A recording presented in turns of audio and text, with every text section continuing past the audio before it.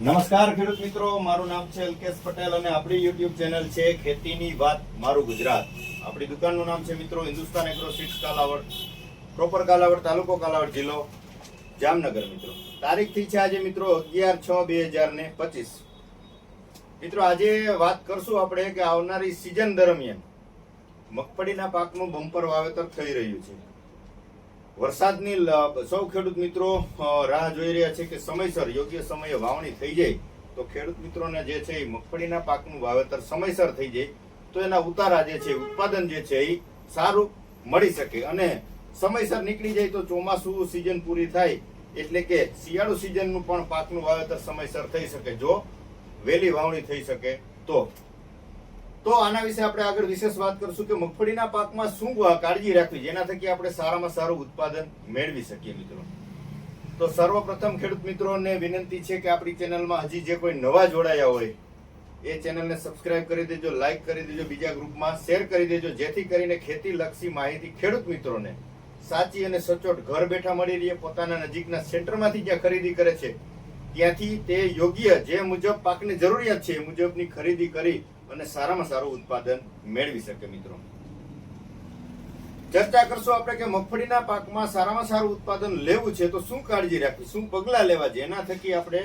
મગફળીના પાકનું સારામાં સારું ઉત્પાદન મેળવી શકીએ. મિત્રો તો આપણે અગાઉ પણ વિડીયોની અંદર માહિતી આપેલી છે કે પાયા ખાતરનું યોગ્ય વ્યવસ્થાપન કરવું. ઘણા બધા મિત્રો એવું ગણતરી કરતા હોય કે ભાઈ તમે પાયા ખાતરની કાંઈ બહુ જરૂર રહેતી નથી, પાછળથી આપણે ડોઝ આપી દઈએ તો એ ચાલે, પણ હકીકત એવી સ્થિતિ હોતી નથી. તમારો પાયો મજબૂત હશે, છોડનો ઉગાવો સારો લે છે, છોડને ઉગીને તરત જે પોષણની જરૂર છે, જે ખાતરની જરૂર છે, જે ખોરાકની જરૂર છે એ મળી રહેશે તો તમારો પાક જે છે એ એકદમ સ્ફૂર્તિથી એકદમ તંદુરસ્તથી બહાર નીકળશે અને જે છે રોગ જીવાત સામે રક્ષણ આપશે, ટકી શકશે, વાતાવરણ સામે ટકી શકશે.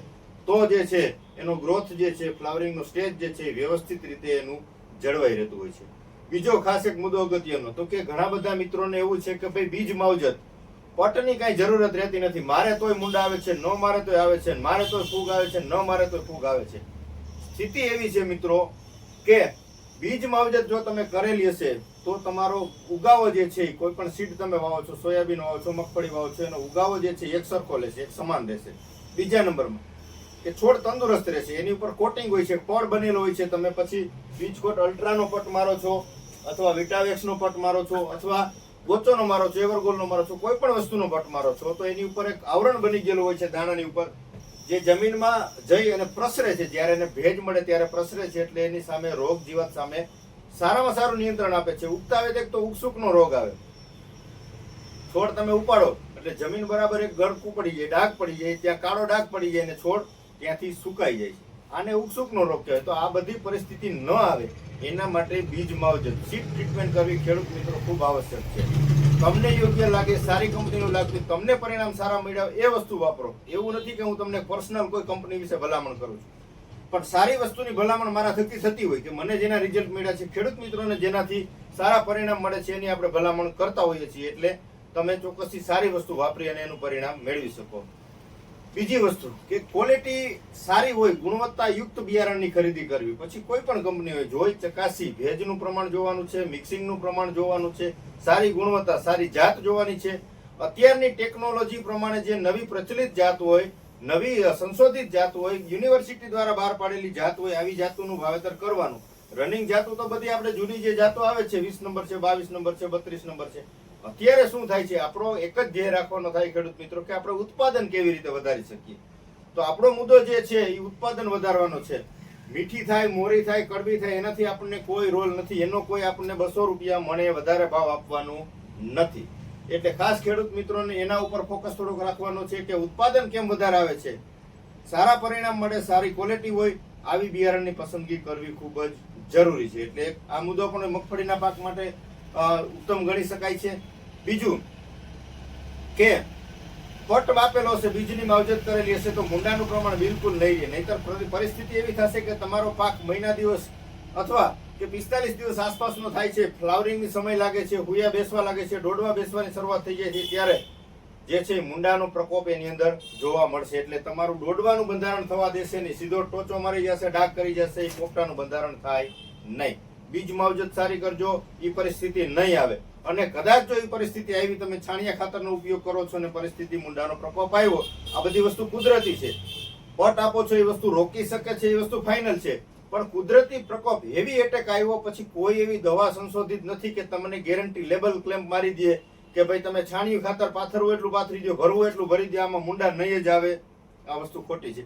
કેમ કે એનો એક લિમિટ સમયગાળો હોય છે. તમે અત્યારે પટ આપો છો તો 45 થી 60 દિવસ એની વેલિડિટી હોય છે કે 60 દિવસ સુધી તમારા જમીનમાં એ વસ્તુ જે છે ઉપલબ્ધ રહે. એ સમયગાળામાં તમારે ફૂગ ન આવે કે મુંડા ન આવે, આ પરિસ્થિતિ ન આવે. પણ 60 દિવસ પછી જે સ્થિતિ સર્જાવાની છે, જે મુંડાનો પીરિયડ આવવાનો છે, જે એટક આવવાનો છે, ત્યારે એ પરિસ્થિતિ સામે આપણે ટક્કર ઝીલવી ખૂબ જરૂરી છે. એટલે એ સમયગાળે આપણને એવું લાગતું કે આપણા પાકની અંદર મુંડા આવે એમ છે, મુંડા છાણિયું ખાતર આપણે ભરેલું છે, તો એ સમયગાળે તમારે ચોક્કસથી મુંડા ન આવે એના માટેની દવાનો 60 દિવસ પછી એક વખત ઉપયોગ કરી દેવાનો છે, પાણી સાથે આપી દેવાનું છે. એ કઈ દવા આપશું, શું કરવાનું છે, એના વિશે આપણે અગાઉ જે સમયગાળો જે પ્રમાણે આવશે એ મુજબ ચોક્કસથી માહિતી આપશું. પણ આ તો એક પાકના વ્યવસ્થાપનની વાત કરી છે કે ઉત્પાદન આપણે વધારવું છે. ખેડૂત મિત્રો, અત્યારે આપણે હિસાબ કરીએ તો 5000 આસપાસ જે છે એ એક વીઘામાં 16 ગુઠાના વીઘામાં મગફળીના પાકનું વાવેતર થાય છે. પછી તમે બિયારણ ગણો, પટ ગણો, વાવેતરનું ગણો, પાયા ખાતર ગણો, બરાબર છે. આ બધો ખર્ચનો આપણે હિસાબ કરીએ ને તો 5000 આસપાસ જે છે એ ખર્ચ થાય છે. તો આ ખર્ચમાં આપણે ખર્ચ તો કરી જ લીધો છે, પણ ઉત્પાદન કેવી રીતે વધારવું છે ત્યારે આપણે જે છે આનું વળતર આપણે પાછું મેળવી શકીએ. નકર ઉત્પાદન નહીં મળે, 10 મણ 15 મણ ને 20 મણ મગફળી થાય તો ખેડૂતના હાથમાં કઈ પૈસા વધે નહીં, માત્ર ખર્ચામાં જ જાય. મજૂર રાખ્યા હોય તો મજૂરનો ભાગ તમે કાઢો, દવાનો ખર્ચ કાઢો, ખાતરનો ખર્ચ કાઢો, બિયારણનો ખર્ચ કાઢો, ખેડૂત પાસે પૈસા એના બચે નહીં. એટલે ખેડૂત મિત્રો આપણે વારંવાર ભલામણ કરીએ છીએ કે આપણી ચેનલમાં વિડીયોના માધ્યમ થકી ખેડૂતોને ઉત્પાદન કેવી રીતે વધારવું છે. બજાર ભાવ આપણા હાથની વાત નથી. સરકાર શ્રીએ ટેકાના ભાવ મંજૂર કર્યા છે, પણ એમાં બધાય ખેડૂત મિત્રો ટેકામાં મગફળી નાખી શકીએ એવી પરિસ્થિતિ ન હોય. ઘણા બધા એમાં પ્રશ્નો હોય છે કે એ સમયગાળા સુધી, એટલી સમય સુધી આપણે રાખી શકીએ એમ ન હોય. મજૂરને પૈસા આપવાનો, ખેડૂત છીએ, પાક લણણી તૈયાર થાય, જ્યારે લણવાનો સમય આવે ત્યારે બધાને પૈસાની જરૂરત હોય, મજૂરને પૈસા આપવાના હોય છે. ખેડૂત પાસે સામે નવી સિઝનનું વાવેતર કરવાનું છે, પૈસાની સગવડ ન હોય તો ફરજિયાત માલ વેચવો પડતો હોય છે. એટલે બધા સરકારશ્રીના ભાવમાં ભાવ લઈ શકે આવી સ્થિતિ હોતી નથી. તો આપણે ઉત્પાદન વધારે હશે અને તમે બજારમાં માલ વેચશો તો તમને કઈક 2 પૈસાનું વળતર વધારે મળી શકશે. બાકી ઉત્પાદન 15 મણ 20 મણ હશે ને તમે 1000 રૂપિયામાં 1100 રૂપિયામાં માર્કેટમાં ભાવમાં વેચો છો તો વીઘે 20000 નું ઉત્પાદન તમને મળે તો એમાં તમારા પૈસા તૂટે છે.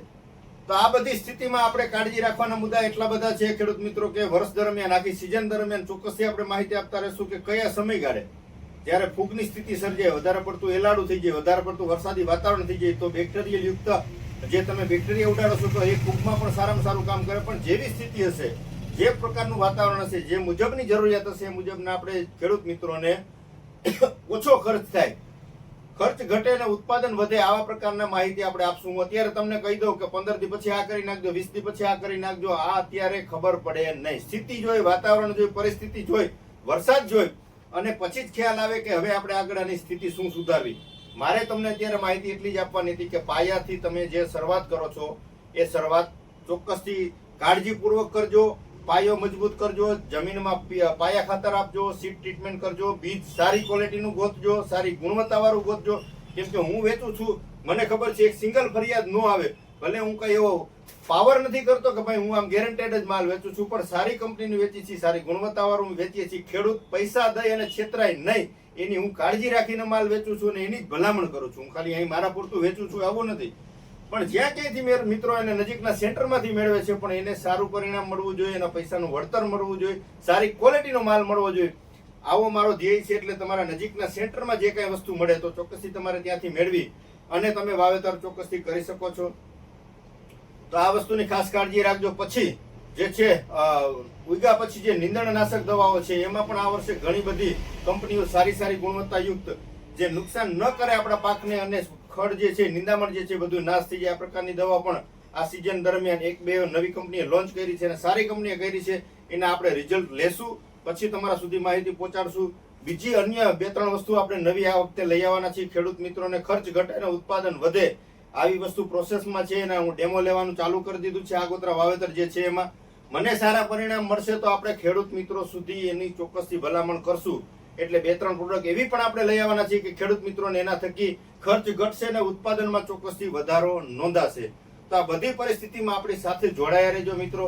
એક ખેડૂતનો દીકરો છું એટલે ખેડૂતને સાચી સલાહ આપીશ. મારી પાસે તમે લેવા આવો છો, નજીકના સેન્ટરમાંથી મિત્રો આવો છો, મંગાવો છો દૂરથી, તમારો બધાયનો ખૂબ ખૂબ આભાર. પણ જે મિત્રો મારા સુધી નથી પહોંચી શકતા, નથી માહિતી મેળવી શકતા કે નથી રૂબરૂ આવી શકતા, એ મિત્રો એના નજીકના સેન્ટરમાંથી મેળવી લે, સારી ગુણવત્તાયુક્ત મેળવી લે. આપણો વિડીયો બતાવીને કે ભાઈ મારે આ જ જોઈ છે, આના જેવું નથી જોતું, આવી એક કાળજી રાખી અને ખેડૂત એમાં ઉપયોગ કરતો થશે તો ચોક્કસથી ઉત્પાદનમાં વધારો થશે અને ખેડૂત મિત્રોને ક્યાંય ને ક્યાંય ફાયદો જરૂરથી થશે.